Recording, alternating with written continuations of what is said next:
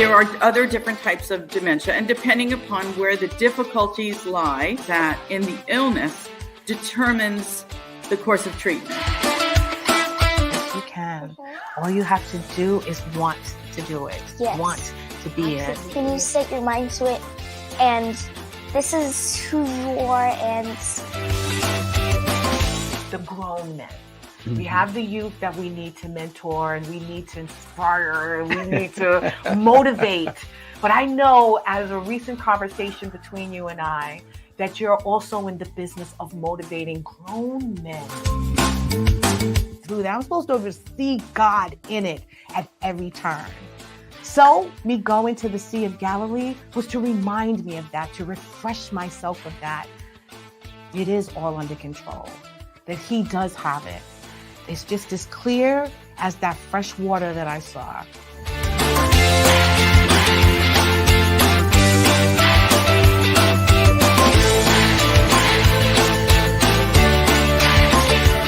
You're Our Unity, hosted by LeShawn Walker, Tuesday nights, 6 p.m. EST. Welcome, everyone, to You're Our Unity, a show that wishes to spread a spirit of peace and love in the world, one conversation at a time. We want to encourage you to be a helping hand to others. I want you to shine your marvelous light upon everyone so bright that it is blinding. I am your host, LeShawn Walker. I'd like to welcome you in. Please like, share, and follow. Let everyone know that we're on right now. I hope you guys had a wonderful couple of days, actually a wonderful week since I last saw you. I hope you also started on your journey to uncovering the best of you for 2023. I took some advice from my guest last week, Jacqueline Kernan, and I started on that path. I have begun, and I will tell you that I'm actually really thrilled and excited about what is in store. I've taken some time to do, some meditation a little longer. I've been praying, and I've been praying with more substance and more meaning. I've been praying with a deeper sense of self and what I'm actually looking for with expectation. And that was very, very warming to me because I felt like I was getting a little closer to God, actually. And then, little steps every single day. I'm trying to write into my journal a little bit more. I did take the time on Sunday to do so, and I kind of poured into it, everything that I've been experiencing the last few months, as I mentioned to you guys. But my journey into 2023 is definitely beginning on a good foot. So I hope you guys did the same. It is wonderful for you to start things, begin them, and then have hope and expectation for a great, successful end. Now, when I went to church on New Year's Eve, the message just resonated with me so much. It was so poignant and actually profound. I'm so glad that I was able to make the midnight service because I needed a little extra energy, just poured into me, and just a little bit more of the word of God. And one of these young men that attended the service got up and spoke about what his testimony is and what he sees for 2023. And he said that he wanted to finish. He wanted to finish whatever he started, whatever he put his mind to, whatever he hoped for. Those are the things that I have now been reflecting on.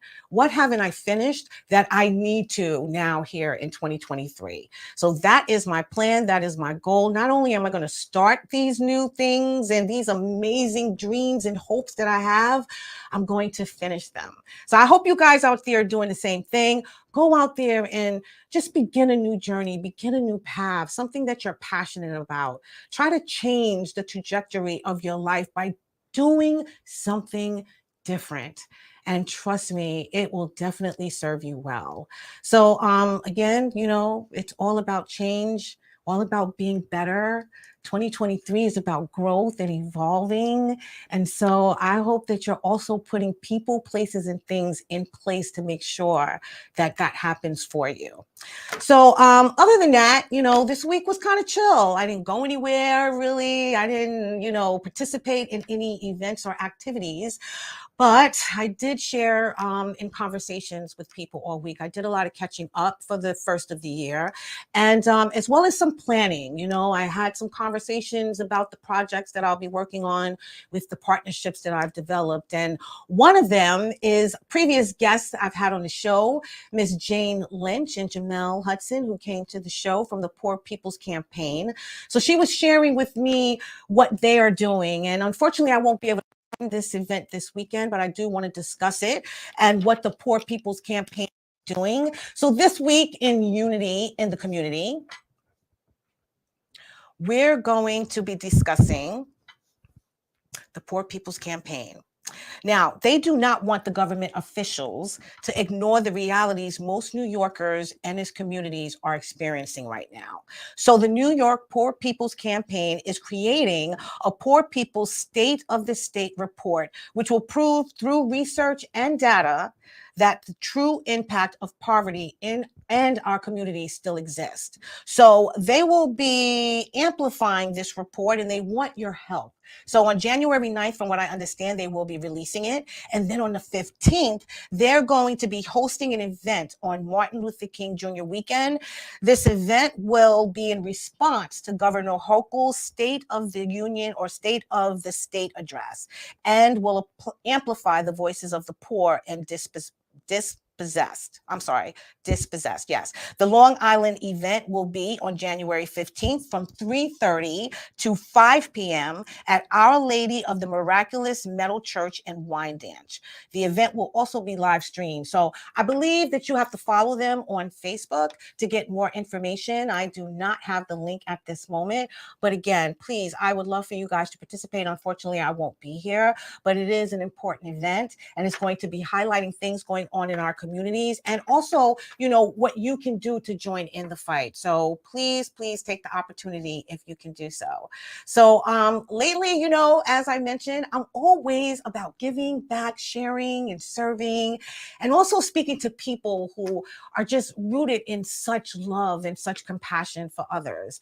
And, you know, I can't disappoint you by not introducing you to another young lady who has experienced some tragedies in her life, but was able to overcome them with the grace of God, obviously, and just her drive and her passion to uncover her purpose and to shine her light on others, because what she went through made her realize that she was here for a greater purpose.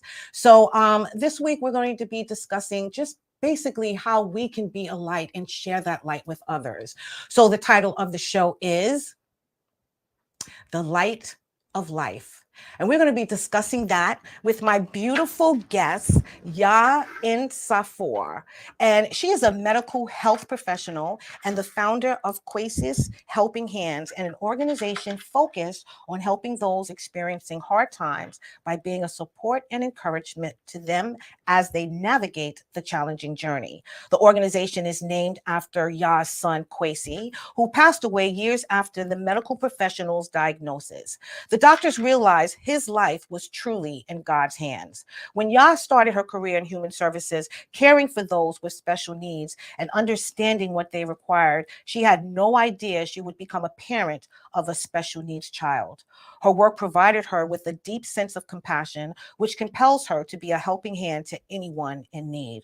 Although Y.O.U was completely heartbroken and in disbelief about Kwesis' passing, she is glad the Heavenly Father gave her the opportunity to love Kwesis, meet Kwesis, and learn from Kwesis. Through tragedy comes a purpose, and Y.O.U believes her purpose is to continue the light of life by helping others and showing them not to take the simple things in life for granted. She is here to share why we can all be the light of light.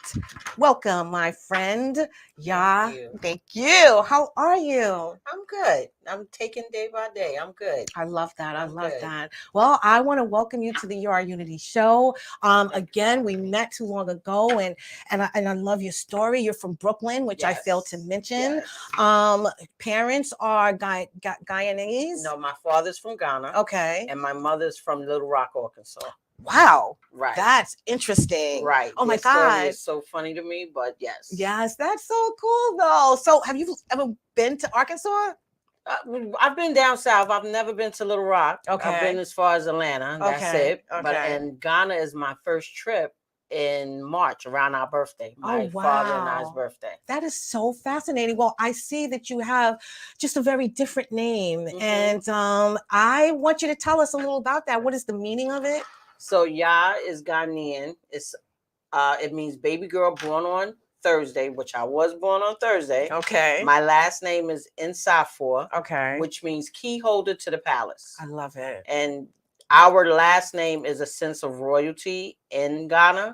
So, of course, it only makes sense. I love that. Obviously, your father knew. He knew immediately when you were born. And I was born on his birthday. So I am also a man's wow. gift. I love just throw that real I'm quick. just throwing that out there. just real quick. I am my daddy's gift. I hear that. Yes. Well, I do. I love that. And I do. I feel that in, your name, in what he saw in you from the moment you were born was setting the stage for who you would become. And I think that's lovely. It really is so cool. So, I mean, real quick then, I mean, considering your parents are from vast parts, I mean, such different backgrounds, what was it like growing up? So if you know about a Southern background, the Southern discipline, the Ghanaian discipline of African discipline, to get away with anything was not possible. Oh, wow. But me being who I am, I was able to kind of work my way through to see to kind of get over. Right. But it bit me at the end and the parents won. Oh, wow. Let's just say parents won. Oh, well, do you have any siblings? Or I have two brothers, one older than me, and I have a younger brother. Wow. Yeah. How was it growing up being the only girl? Amazing. Yeah. I'm the only girl. I have no female cousins. Right. I have no sisters. Right. So it's just me. Oh, So I am wow. daddy's little girl. I am the uncle's favorite niece and everybody's favorite. So and just spoiled, right? But I brought in the daughters. Okay. Plus my son. So all right. I love that. I love that. Well, again, I mean, I know and mentioned that you are in the mental health field. What inspired you to get into that field? Well, I guess I stumbled into it. Okay. So when I initially started my journey, when I was in my 20s, I wanted to be a parole officer, actually a cop, but I wanted to be a parole officer. I knew I had to go to school to become a parole officer. During that time, someone told me about a job as a DSP. Okay. Which is called a direct support professional. Okay. And they told me that only thing you have to do, wipe a few noses, wipe a few fines, and that's good. Not really understanding what the job entails. Right. Getting into it, then I realized it's a lot more. Right. It's a lot more involved. Speaking to the families, helping people learn, teaching everyone. But I was young. Right. So I kind of took it for granted, but at the same time I learned. Right. But not realizing over time, it actually helped me to prepare for my future. Oh, wow. Which I was not aware of. Well, exactly. So, well, I mean, as a child, did you have sort of this compassion for others and this desire I wanted to be a cop. You really did? I really wanted to be a cop. Oh, wow. Really did. What in being a cop, what was... I like the action. Really? It was the action for me. It was the action. I mean, I am an Aries, and we are headstrong, and we love the action. Right. So it was all about the action for me. And my mother used to watch a lot of cop shows. No way. So I thought I was going to be that very cool chick cop. That's what I wanted to be initially. Right. And you got led into this direction. I got led into this. So I mean, now that you're in it, like, how do you like it? Did you enjoy, working with these, people that I'm sure had, struggles and challenges? I did. You did. It made me realize that it's something more important than me. Right. Things that I do day to day, I felt really good helping others. Right. Actually helping them achieve where I'm already at. I see what you're saying. So I'm saying, it was a good experience. Definitely a great experience. I love that. And that's why now anyone that gets into the field, I express to them, come in with your heart. Do not come in thinking to get rich, because it's not about that. Right. So no, it does. It takes a special kind of person to do that, because again, like you mentioned, you're, in some instances, wiping butts and noses and taking care of these at times very grown people, Yes. like they're your little children. Right. So Exactly. it takes a special type of person to actually have the heart to do that and not do it with, you know, any type of chip on their shoulder and animosity or anything. But there's a few that get in. Wow. There's a few that slip in, and we do have circumstances for them, but it's a few. Yeah, well, then don't get into the field then. If you know you're going to be that person, my thing is they don't get realize into the it field until they get into it. Yeah, that's sad. It's not for everyone. It's not. It's really, really not. Well, I understand, and I mentioned earlier, you had a son, Kwesis, which he is the reason for Kwesis Helping Hands. Yes. Tell us a little about, that story, your story with your son and how he was born. So I literally call him an angel on earth. No one cannot tell me that God did not put an angel literally on earth. Yeah. When he was born, they literally had to put him back together like a jigsaw puzzle. Wow. His limbs, everything was detached from each other. He wasn't able. The doctors did not have confidence that he would survive 24 hours. Right. When he was born, they didn't want me to see him. Right. I said, no, I need to see my son. Right. I saw him and he had one eye and he looked at me. And the look that he gave me was, I'll be back. Wow. So I saw the mommy-son connection. Yes. I'll be back. Yeah. So I was like, okay. And they was like, his father's crying. It's going to be, save your prayers and all of this now. Right. 24 hours passed. Kwesis was still here. Wow. Kwesis was holding on strong. Kwesis was going through everything he was going through, but he was still here. Right. The doctors then gave him 5 years. During that journey from birth to 5 years, he had cardiac arrest. He had seizures. He ended up getting a trach. He wasn't able to eat via regular his mouth. Right. He had to go. Oh, sorry. He had to get a G tube. So, and he was on a machine. Right. During that time, doctors couldn't diagnose him. Genetic doctors tried. No one knew what he was diagnosed with. Really? So he really had no diagnosis. And you didn't know prior to him being born that there would be issues with the pregnancy? That's the thing. I guess because of the age I was, but it wasn't a reason for them to give me a test. Okay. But the doctors did. Right. And amnio, I can never say it, amniocentesis. There you go. They stuck the needle in. In the frame, I saw him running. Right. Once the needle touched him, he ran. Poked a hole in the bag. All the water in the bag.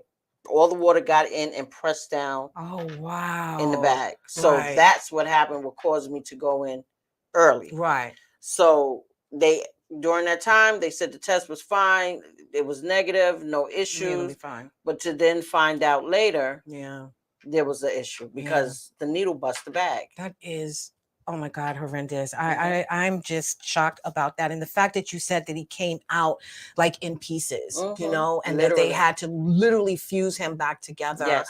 How did you deal with that, accept that, especially this is your first child? My first son. Your first son, yes. But I've already had 3 daughters prior. Okay. So my first son, and the thing is, I tell people, be careful what you ask for. Because when you ask the Father for something, he's going to give you what you ask for. And he's going to see if you really want it. Yeah. So I said, Father, I don't care what you do. I don't care how you give him to me. Give me my son. Yeah. He gave him to me. Yeah. I said, I can't complain. Yeah. He knew I was ready for what he had in store for me because he had already prepared me. Right. I didn't realize he prepared me.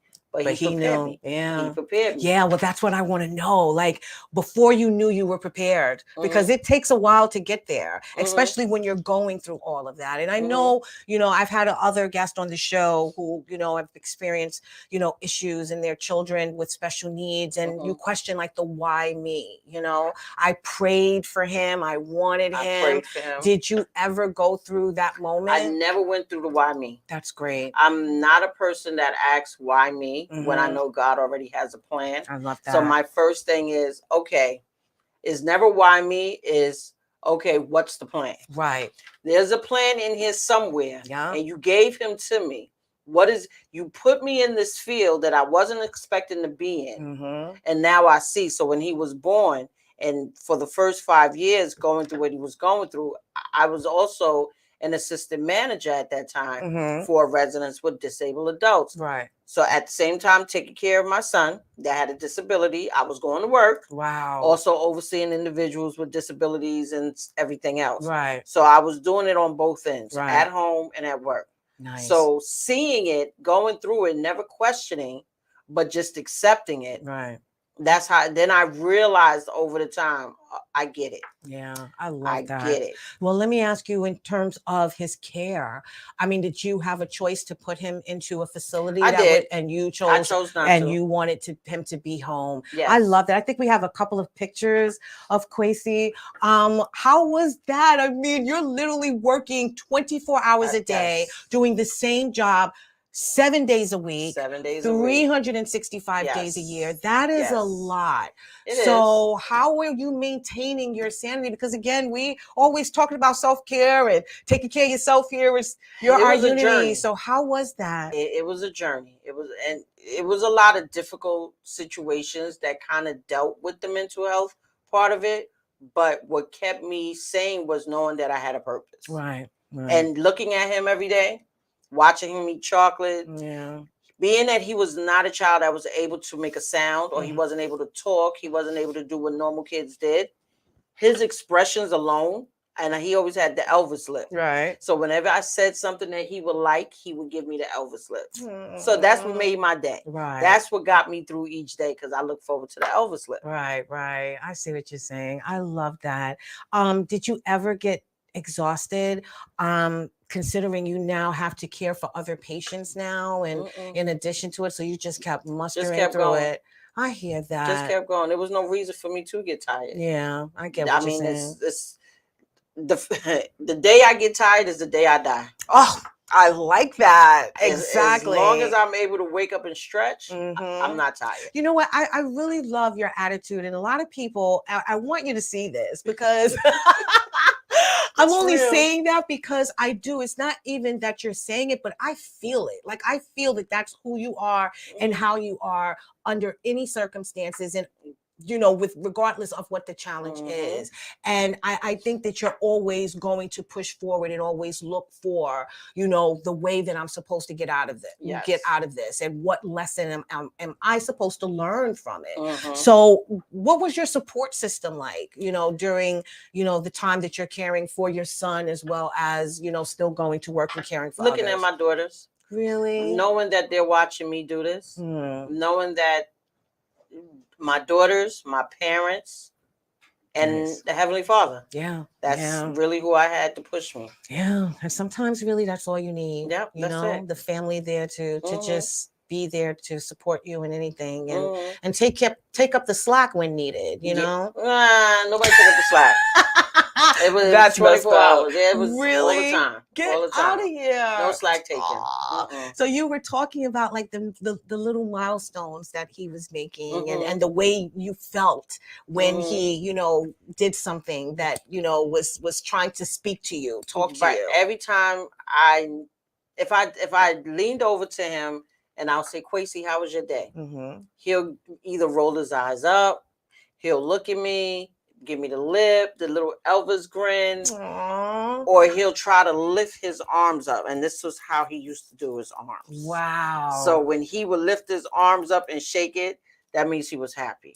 And then I would smooch him. Yeah. And I was like, oh, my little booby. That's my booby. Oh my God. So what was the thoughts of the doctors when your son sort of surpassed their expiration date? 5 years old, they said, well, we're not giving him. First, they said, well, we're not giving him until 5. When 5-year-old came around, they said, well, we're leaving it up to God now. Yeah.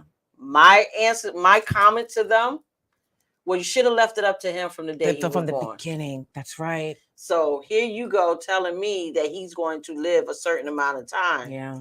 But he actually lived until he was 7. Right. 7 is the number of completion. Yes, it is. Which means that he was here. He did his job. Yeah. He completed his journey. Yeah. He taught me what I needed to learn.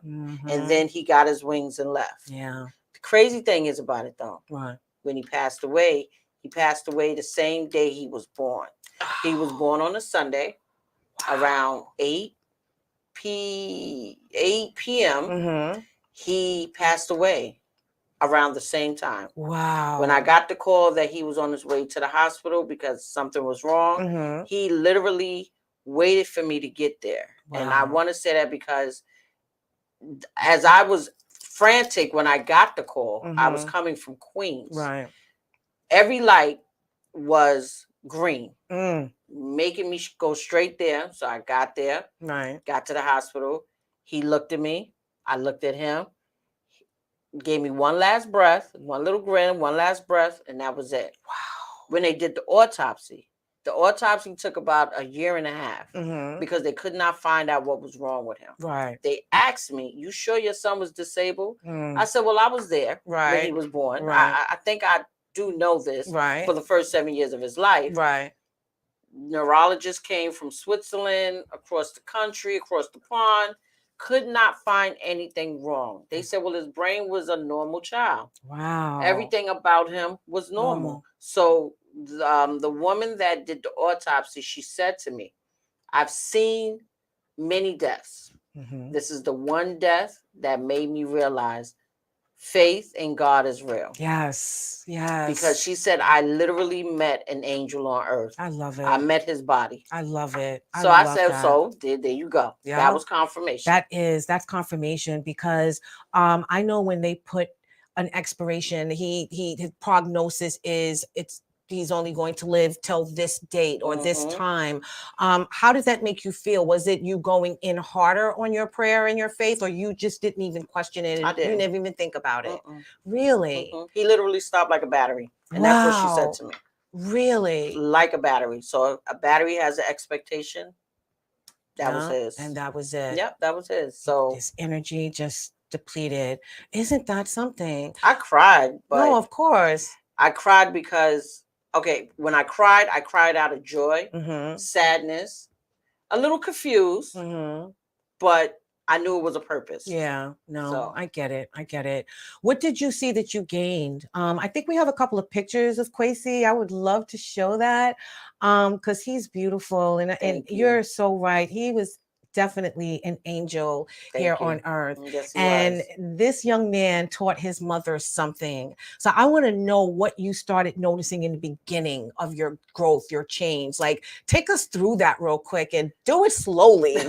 I'm serious because I want your attitude after I leave here, lady. So it's kind of hard to explain. It's one of those have to be in the moment to see. But if I have to describe it, it was one of those, I guess, aha moments. I guess it's that type of feeling like, oh, okay, I never noticed that everything that I can do, he can't do. Oh, I want to take him to the park. I can't take him to the park. Right. If I take him to the park, and when I did take him to the park, I have to attach all these machines. Right. Let's look out the window. Other kids are running around.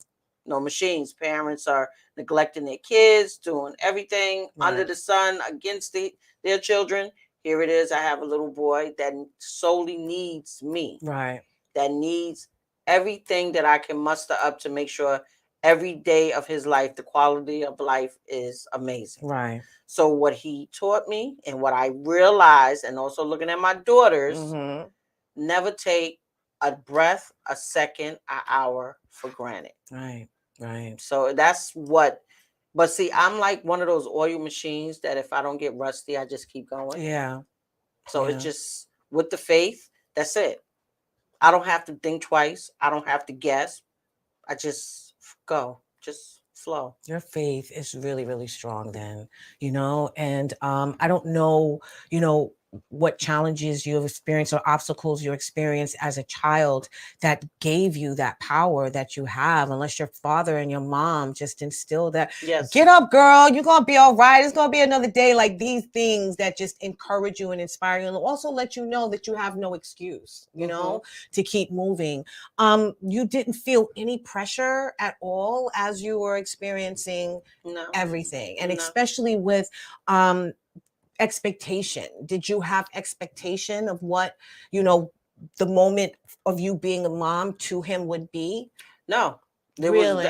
People never believe me when I say it, but no. Wow. Because my whole thing was from the moment he gave me that look, from the very first day me and him made eye contact, I was told and reassured, don't worry. Yeah. Don't worry about it. Everything that you need, you will get. Don't worry about it. He's going to do what he needs to do. I just need you to love him and take care of him. I said, okay. And that's what you did. That's it. And you know what? I love that you said that you had no idea you were going to be in this field. And I honestly believe that because you are in this field, you were able to handle that and maintain that so well. He trained me. That's what it was. He trained me. He trained you for that moment and he didn't let you get tired. You know what I mean? And I think that's really, really important. And I think that it's beautiful as well, because you could have felt buried. You could have felt suffocated. You could have felt like there was no relief anywhere. Well, I will say this though, during that time, even though I kept my mind clear when it came to caring for him, the devil did throw obstacles my way. Right. He did. Yeah. He threw some obstacles my way, I but believe it. I must have thrown them. Well, tell me what would you, share? What would you suggest others do in order to be able to have that mindset, that regardless of what's going on, just have the faith. It's hard. It is really hard. It's hard. But a lot of people say that they have faith. Your faith is really tested by how you feel from day to day. If you just always remember, once you open your eyes and you are looking up, because that's the first thing you do, either you look to your left, depending on how you're laying, you opened your eyes. Right. At that point, nothing else matters. You can carry on with your day because that means that God already had that plan for you. Right. So don't stress. I do not look my age because I do not stress. Right. Okay. I do not let the world stress me, and I know God got me. So this is proof. I'm gonna hold on to my youth. That's right. This is proof. I love it. I am not gonna let the world or anything else take me down. I really love that, and I love the fact that you also said that once you wake up in the morning, the hardest part is over. It's over because everything else after that is your choice to make also, and just the lessons that you can learn from whatever problems or bad things that happen. This is what I tell people also. Your life is a book that God already wrote. So when you are going through your chapters, which are your ages, that is the chapter of your book. Right. When that chapter comes to an end, which is a new birthday, that means he wrote something else for you to do. Right. If he puts something in your path, never ask why. Just ask, how do I accomplish it? Yes. There's a reason why you put it here. Yeah. So everything that you worked on prior to that moment, before you ask why, think about where you were before you got there. Yes. Because whatever you did or whatever he had planned to get you there is what he was working on when you got there. So don't question it. Yeah. Don't question it. No, I get that. That's like your mother taking your hand and walking you to the park. Yeah. You trust your mother when you cross the street. Hold her hand, walk across the street. She got you safely. Yeah. Take the hand of the Father through life. He already has you. Yeah. He has the plan. He's already prepared you. So when you stress yourself, you're going against the actual He's principle. like, listen, I'm gonna let you stress yourself, but that's all right. Your chapter is not over. Exactly. I still have a plan for you. Don't push it. I feel that actually just hinders us, and it also causes what we are needing and wanting and hoping for to take that much longer. Yep. Because of our opposition against it, and because of us trying to control everything, and also having feelings, that obviously you're allowed to feel your feelings, but not staying stuck in them. Never. And unfortunately, a lot of us do that as well. So I'm so glad that you did not let your circumstances define who you are as a person, and that you were able to move forward. And I understand also with the desire to help others. So Kwesis, lived the beautiful 7 years that he was here, and he helped develop this person who found her passion and her gift. And how did that begin you journeying into creating Kwesis Helping Hands? So one hand helps the other. The one hand washes the face. Right. So with that being that, like, I knew he helped me get through day to day and help me appreciate life. I felt that it was only right to be Kwesis' helper and to continue to pass on what he taught me. He taught me to appreciate life. Never take things for granted that God has blessed you with. So if I have to help you realize your gift or realize the blessing, let me help you. Let's start with something basic. Hygiene. A lot of people take it for granted. A lot of people cannot get the things they need for hygiene. We put care bags together to give to families, to homeless, to whomever. You don't even have to be homeless or under. Anyone who needs a care bag is where the care bag comes in. That's how I started the journey. I also do events for mothers. I did a mother to mother event, giving a mother a day of pampering. Let a mother understand it's okay. There's a place where you can let your hair down and look cute. It's okay. I did a father to father event.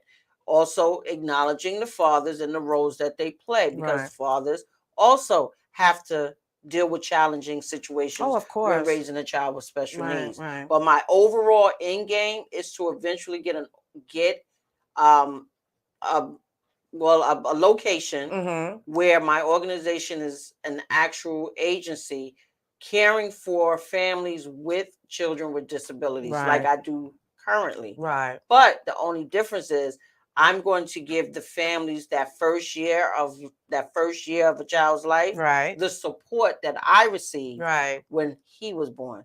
So if you need a machine or some type of machine, if you need mental health counseling, we counsel you. We help you deal with support groups. There you go. Yes. I love it. And I also do Safe Space Saturdays, which I am going to jump back in because that is a safe place with no judgment for you to express your mind, mental health.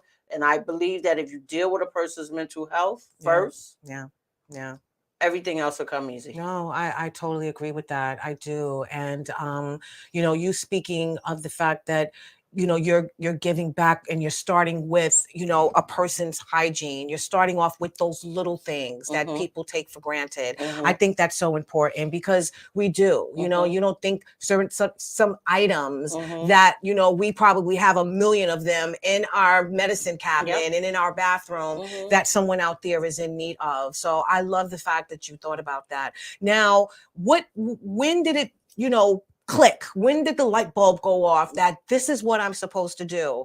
Was it before or after Kwesis passed? Okay, so it was, I want to say, a year after he passed. Okay. Because I had to kind of understand what the journey was. I had to play it back to myself. Everything that he went through, everything that I went through with him, to kind of understand.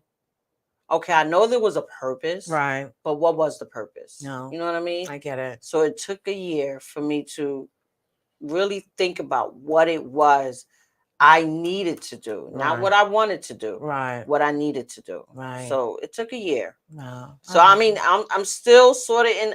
I personally feel I'm still in my beginning phases, but I'm doing a little bit more, but a little bit more still is a lot more for someone else. Exactly. No, you're absolutely right. So. And let me tell you something, touching one person is enough. That right there is a huge help to someone. That helping hand that you wanted to lend. And they were in need and ready to receive it. So one person, and then that person shares what you're doing, that shares that with the next person, and someone sees what you're doing. It's all about steps. And it's all about, as you mentioned, God's timing, you know? So what I've seen so far, you're really doing a great job. I love, your merchandise. I love the workshops that you've been putting together, and especially the conversations that you've been having with the people on the conference call. I think that's really important because it helps them kind of dig deeper into themselves, you know? And it also shows them that you guys are out there really supporting them in what is going on in their mind, and I didn't think anyone else would be able to understand. So tell me, did you have that kind of support when you were going through it? I mean, were there people that you can have a conversation with? Were you in a support group? Did you take advantage of that? I was not. That's what made me think about doing it. Oh, wow. I had to be my own support group along with my children. I was that for me.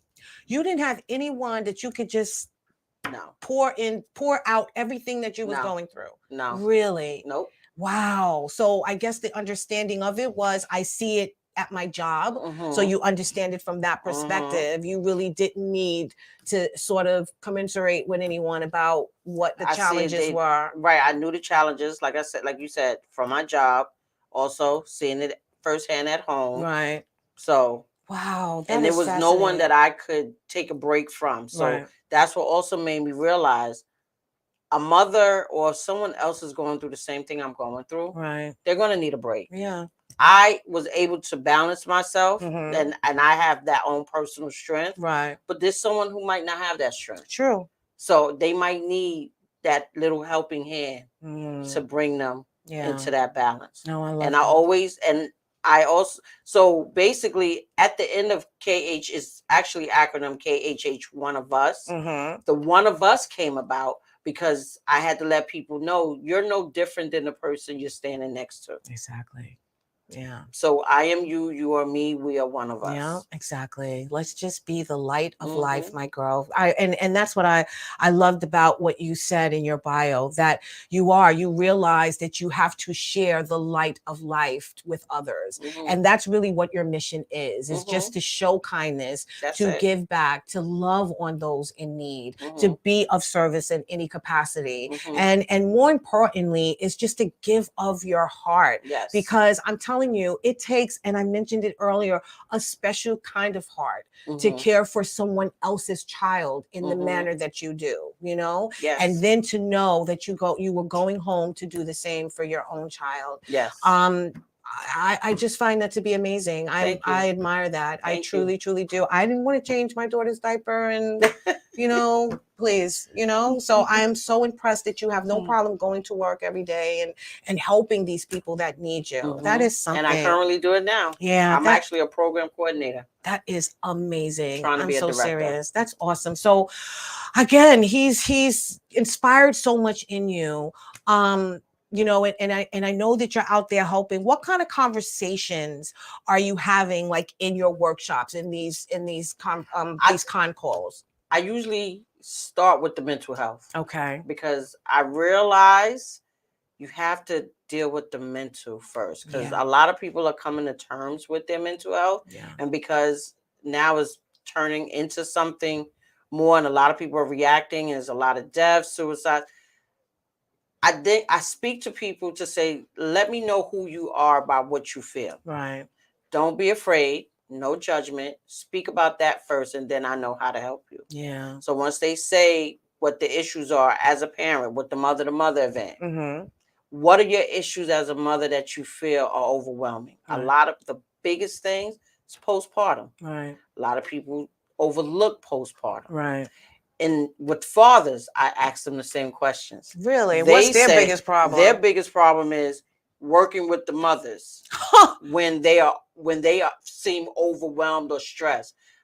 I had to introduce postpartum to the fathers to help them understand it. Really? So a lot of them was like, you know, we never thought about that. I said, well, postpartum is real. Yes, exactly. It is completely real. It's not a mental illness. Exactly. It is emotions of hormones and balance coming together. So when you feel like the mother of your child is biting your head off, or she's going through what you feel her monthly menstrual, no, it's postpartum. It's postpartum. And it can last for a very long time. Wow. So that's what I deal with first. Okay. So, as I learned over time. Right. I see what you're saying.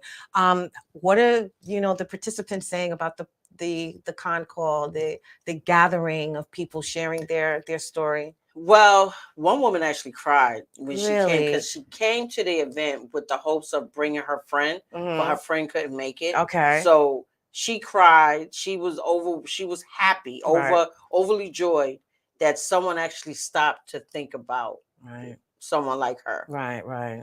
So just that alone. Yeah.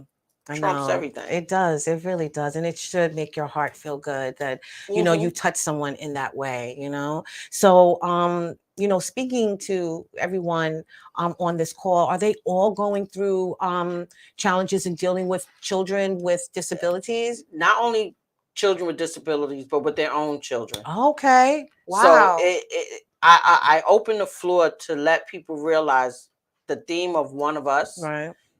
We are all going through the same thing. Yeah. It just might be a different flavor on it, Mm-hmm. but it's still the same thing. It's still the same different thing. little seasoning, but it's still the same. So you have different ways where you address it, where you deal with it. So I always let them understand, although you're going through this, this one is going through the same thing, similar but different. Right. But let her know how you got to point A. Right. So she can at least make it to point A, and she can teach you how she made it to point B. Yeah. Although she skipped point A. Right. So it helps. Everyone helps connect the dots with each other through their conversations. They realize they are equal. Yeah. They realize they all go through the same thing. Yeah. Yeah. So they just do it in different stages, in different ways. I really like that as well, because it's important to share your truth with people and what you're going through and experiencing. A lot of people try to hold it in. Obviously, we want to appear to be these strong people. We want to appear to have all the answers, and never do that. And it's not good. It's not good for your mental health, and it's not good for your physical health as well. So to have someone that you could just share what's going on inside and what your thoughts are. And also if you could guide me to some type of resource or tools, I think is really, really good. And I'm glad that atmosphere allowed that to actually take place. So that's good. I'm glad that you're talking to the men too, because I'm shocked that they really didn't think postpartum was real. That's interesting. But that then they also speak about their depression as well. Okay, good. And it's very important, right? Because a lot of women do not recognize the men that are mothers and fathers. Right. And so, what they're going through as well. And again, because the men are always supposed to be so strong, and they're not emotional half the time. A lot of men are not emotional. And so therefore they're not going to show you when they're weak and they need help. And we tell them it's okay to be vulnerable. Yeah. A person is stronger when they show their true self. Yeah. So if you're vulnerable, it's fine. Yeah. You're showing that you're human. If you work so hard to not show what is going on, you destroy yourself. Oh, yes, definitely. And you're not being your true self. Exactly. You're not being authentic. And unfortunately, people won't know who to connect with, if you're not your true your true self. So I agree with that. So very helpful for the people in the group. What about for you? What is, this new journey? What is it doing for you? It just keeps reminding me that what I'm doing is exactly what I was supposed to do. It fills me. It gives me joy. It makes me feel like, oh, okay. See, someone else came together, bringing other people together. It's a feeling I really can't really explain. It's hard to explain it. Because again, like I said, fulfilled. Yeah, I do. And I think that's the key word. I think it's nothing else to really describe other than you feel fulfilled. You feel like this was my purpose. This was my path. Anything else that happens from here is just extra. It's just the gravy, so to speak. I love that. You are not going to stop. So what are your plans? What are your hopes and expectations for Kwesis Helping Hand? Kwesis Helping Hand. So to hope that we reach as many people and bring some type of light and confidence in their self and their abilities to guide through life. Right. Basically, to not take anything for granted, appreciate what you have. Do not pay attention to social media as far as TikTok, Instagram, because it shows you the skies with the filters. Right. I just want to show you life without the filter. Right. And it's okay to embrace it. Yeah. That's what my journey is. Let me help you embrace. Right. Well, you keep saying you want to show, how we do not take life for granted. I know there were steps to that you had to take to get there. I know it wasn't overnight. So what did you do? How did you recognize it? So again, everything was recognized through my son. I had to bathe him. I can bathe myself. I had to get him dressed. I can dress myself. I had to set up his machine to feed him. I can feed myself. Right. Everything that I had to do for my son, or I had to do for my individuals that I serve, I can do effortlessly. Right. Right. Mm-hmm. So that's what made me realize, and it added on every day. Well, I can do I can tie my shoe. Right. I can leave and do what I want. Yes. I can go and come as I please. Yes. If I decide to ride a bike and fall off, I can do that. Right. My individuals, my son was not able to do that. He was not able to run outside. Mm-hmm. He wasn't able to jump over the jungle gym. Right. But I'm able to. Right. So that's kind of what the motivation was. Right. Seeing that he wasn't able to do everything that we do on a day-to-day. Right. And watching how people take for granted their movements. Yeah. You're taking for granted your existence, your life, the fact that you're still here. You're doing pushing these people things. that's in your. Why are you pushing people out your way that cannot? Yeah. So, and I started recognizing that when I see people more or less abuse people who cannot, people in wheelchairs. Mm-hmm. You're pushing them out your way. You're rushing them. Yeah. Why are you rushing them? That could be you in the wheelchair. Exactly. And you don't know their circumstance. And it's so true. Mm-hmm. You need to put yourself in other people's places sometimes. You have to. You really, really do. And I think that's a key component to not taking things for granted, putting yourself in someone else's shoes, especially when you know that they are dealing with obstacles, hardships, and disabilities. Like, you never know. And I'm sure, to a large degree, that they wish they were in your shoes as well. And so don't take life for granted. There's people that have had motorcycle accidents that I'm currently caring for in my agency that were not born disabled, but had an accident, and now he's disabled for life. Wow. Brain, everything, and knew what it was like to have everything. Like. Yeah, yeah. So to see him and the tear come down his face, because he knew what his life was like before. Yeah, I love that, y'all. So, I'm so serious. I want to thank you so much for being here, my friend. You are amazing. Your story is so powerful. In addition to the fact that you're helping others. And I think that was already in you. And Kwesis just brought it out full throttle. And now that's what God put in you, is for you to be a help to others in need. And I love that. So, and I'm trying to take it to Africa on my birthday. Well, you will, girl. I have no doubt in my mind. So we're going to put up your information on where we can see you. Beautiful picture. So your website and your Instagram is at Kwesis Helping Hands, correct? So please, guys, go out there and follow her. And again, we will be having you back because I want to know about all the wonderful things that you have going on. Thank you. Thank you. All right. So we're going to get real quick to the Dare to Be You. No, you're seeing right here. Come. Okay. So the Dare to Be You is: happiness can be found even in the darkest of times if one only remembers to turn on the light. And that's exactly what our guest did. In the darkest of times, when others would have faltered, when others would have just tried to hide from everything that was going on in their world, this woman faced it head on, and she basically took the bulls by the horn and raised her beautiful son as long as she possibly could. Yes. You know what I mean? Far past what the doctors actually stated that he was going to be here. So I love that fact. I love that you have that get up and go attitude. I love that you have that perseverance. And most importantly, I'm glad that you don't take things for granted. I do not. She is the light of life, my friend, the light of life. So we want you all to go out there and be the light of life, right? Every helper is a great helper, can always teach someone. Exactly. How do you do that? We got like a minute. How do you become the light of light, this person that you've become? Just being nice. Saying hello. Start with hello. Yeah. How are you feeling? Yeah. Simple words like that will give people, oh, you care. Yeah. Be surprised. No, that one hello will make a person's day. No, trust me. I say that all the time. And it really does. Waking up in the morning with expectations of a great day and then going about it like you know that it's already beautiful.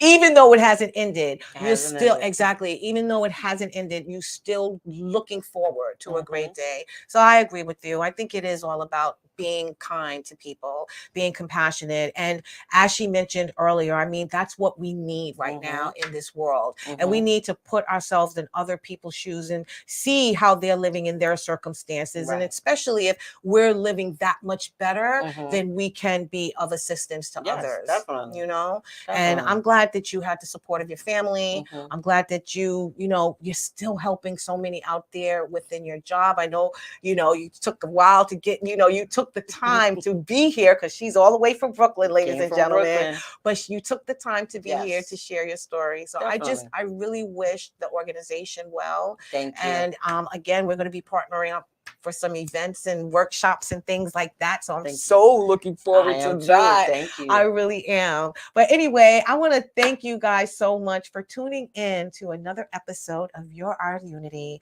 It's all about being the light of life. I hope you guys are taking advantage of it. Shine your marvelous light so bright that it blinds the world. I want you to have a wonderful evening. Remember that peace and love is in the palm of our hands. Let's go out there and be some love, give some love, and share some love. We will see you next week on Your Our Unity. But in the meantime, I love you. And we're going to say good night. Good night.